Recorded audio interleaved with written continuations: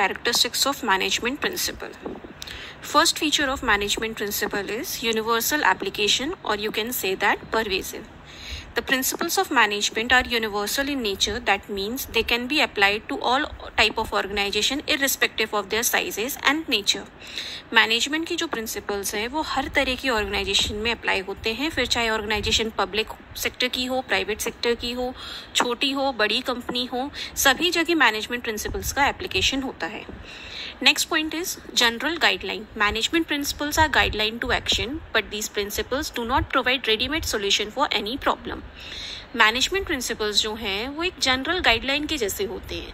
ये कोई readymade solution नहीं प्रोवाइड करते हैं कि मैनेजर कोई प्रॉब्लम फेस कर रहा है ऑर्गेनाइजेशन में और प्रिंसिपल के थ्रू उसको कोई रेडीमेड सोल्यूशन मिल जाए कि वो उस प्रॉब्लम से कैसे बाहर आए. प्रिंसिपल्स सिर्फ उसको गाइड करेंगे कि हाउ ही और she can solve the problem. Next point is formed by practice and experiment. The management principles are developed only after deep and thorough research work. They are not developed overnight. रातों रात management principles on paper या book पे नहीं आ जाते. इनके लिए बहुत सारी research work करनी पड़ती है, उसके बाद ही management principles बनते हैं. Next point is flexible. Management principles can be applied differently under different condition. हर तरह की बिजनेस ऑर्गेनाइजेशन में अलग अलग तरीके से ये मैनेजमेंट प्रिंसिपल्स अप्लाई होते हैं, इसलिए हम इनको बोलते हैं कि ये फ्लेक्सिबल होते हैं, रिजिड नहीं होते हैं.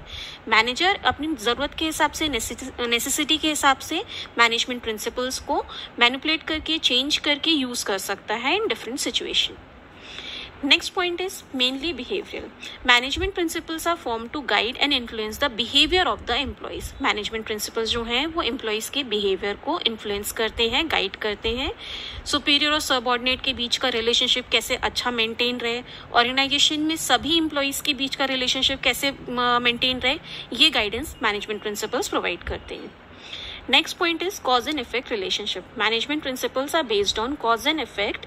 That means these principles tell us if a particular principle is applied in a situation, what might be the effect. Management principles जो हैं वो cause and effect relationship पे based होते हैं. इसका मतलब हुआ कि अगर आप कोई principle को apply करोगे तो उसका क्या result आपको मिल सकता है, ये हमको management principles बताते हैं. Next point is management principles are contingent. Management principles are contingent or dependent upon the situation prevailing in the organization. Their application and effect depends upon the nature of the organization. The application of principle has to be changed with the change in situation. Her organization अलग अलग तरीके से work करती है. Therefore, management principles का application भी जो होगा वो हर organization में अलग अलग तरीके से होगा. Same principle दो अलग organization में एक तरीके से ही apply हो ये ज़रूरी नहीं है.